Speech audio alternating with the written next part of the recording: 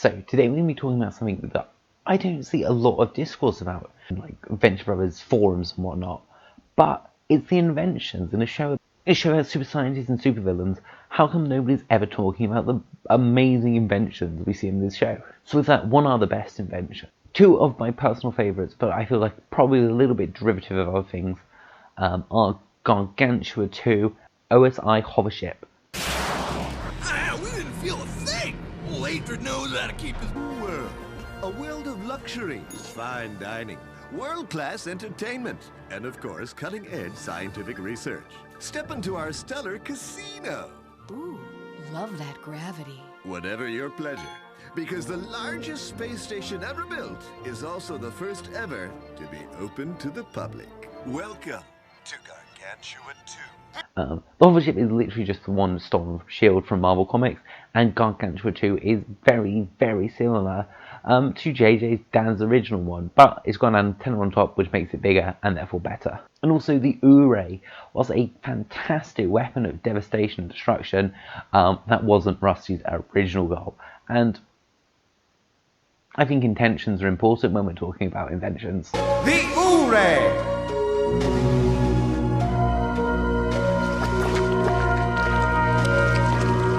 Dr. Venture, that is enough! What is a badass invention is the Sergeant Hatred's hover tank. This is Sergeant Hatred, your nemesis. Welcome to flaming hell, Dr. Venture. Scorch it, boys! Hatred is a badass old school villain, and he has the weaponry to back it up. Very like G.I. Joe. Hatred has a giant hover tank with working laser cannons. He's got enough space to hold a whole battalion, and he really pushes his military motif to the extreme. And it's also powerful enough to take out the Cocoon in a single shot, which might be an impressive feat, but also 21 and 24 managed to blow up the Cocoon, so maybe it's not that strong.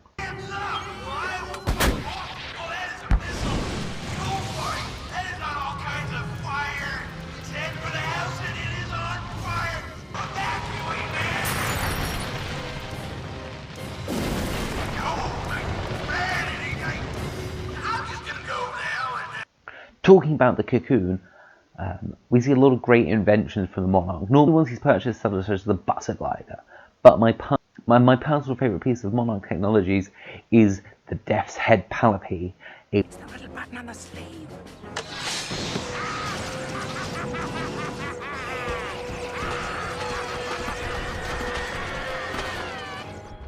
A power suit fully inspired by the Monarch's butterfly motif. Terrifying bladed wings, jetpacks, lasers, rockets. What else could you want? Possibly some form of stabilizers to stop you spinning like a psychopath. But excluding the minor side effects, it does manage to wipe out an entire battlefield of boy adventurer clones. The best inventor we know on this show is Jonas Sr. He has a mastery of the super science racket and has some really cool, interesting inventions. My personal favourite is just his working shrink ray. There's no time limits, there's no side effects, and it even has a range mode. Shit. Okay, we're clear! Alright, hold still. Maggie scores, Whitey! Sorry, alright, I got this, hang on. It just works every time. And in the hands of someone like... And it's such a powerful tool in the hands of a brilliant mind like, well, White. Talking about the ventures, JJ has some amazing inventions of his own.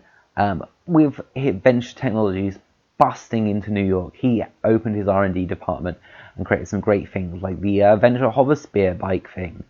But his masterpiece, and something he started working on all the way back in Season 2, is the teleporter. We're off to the government. Oh, come on.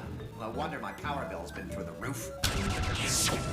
When Rusty and Conjectural Tech are going through the files, they find a working teleporter. The pirate captain gives it a test, and it works flawlessly. Fancy food processor. You need your signature on these here. So kudos to JJ for creating something that was possibly world-changing. the best invention is obviously the nozzle.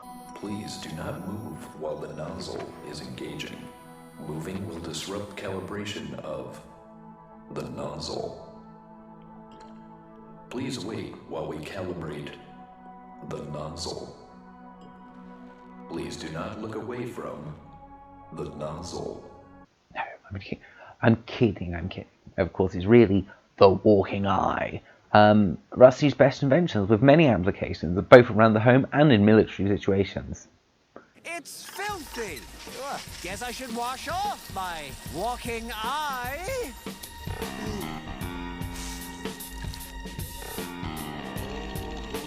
What's the most important possible scientific breakthrough is mastery of death, and it has to go to Jonas once again. For both, for clones, he managed to clone his son, Rusty, a lovely boy adventurer who was probably quite death-prone, just like his boys are, and possibly perfected by Rusty. He creates hundreds, if not thousands of clones of his own boys. Don't be so squeamish. Kind of takes a little of the pressure off your job, doesn't it? Don't talk much, do you? Well, good, because mum's the word about my little cabbage patch here. These tadpoles aren't exactly street legal, if you get my drift. And other than a few failures and genetic mutations, the cloning process is pretty seamless. But Jonas also did one other thing that possibly a little bit too amoral for me to give it as much respect as it deserved. That was creating a weird zombie robot out of the Blue Morpho, Ventronic, a horrible... I call him Venturian. I call him an abomination. You've gone too far this time, Jonas. I thought you'd all be pleased. I saved our friend's life. Yeah, but what kind of life is this? This a horrible mind-controlled, tortured soul, but possibly his greatest feat. But I don't know, clones seemed a little bit less completely amoral and reprehensible.